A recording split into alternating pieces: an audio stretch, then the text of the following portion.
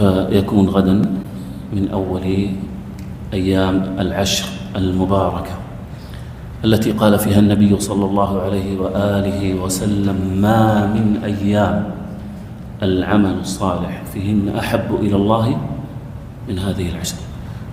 فقال الصحابة: ولا الجهاد في سبيل الله؟ قال: ولا الجهاد في سبيل الله إلا رجل خرج بماله ونفسه ولم يرجع من ذلك بشيء. ولكن نريد أن نركز في هذه الأيام. لو قلنا العمل الصالح لا ريب الآن ما المقصود بالعمل الصالح، سيرد في ذهن كل واحد منا قائمة مسدلة طويلة كلها يصدق عليها أنه أو كل عنوان فيها أنه عمل صالح، سواء كان نفعه قاصرا أو متعديا. نعم، النبي يحث على كل هذا، ولكن نلفت الانتباه إلى أنه عليه وعلى آله الصلاة والسلام في رواية أخرى حث على عمل يسير عظيم: ما شرعت أعمال الحج إلا من أجله. ما هو؟ الذكر، ذكر الله.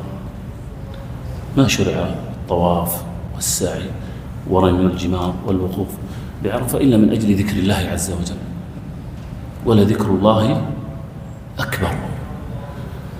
ولعل الإنسان لو وفق لكثرة الذكر سيجد أنه في هذه الأيام يوفق لأعمال صالحة كثيرة، وكأن الوسيلة إلى الأعمال الصالحة كثرة ذكر الله تبارك وتعالى، لأن كثرة ذكر الله تبارك وتعالى تذكر بأوامر الله جل وعلا، وبالتالي يجد الإنسان نفسه مقبلا على الأعمال الصالحة.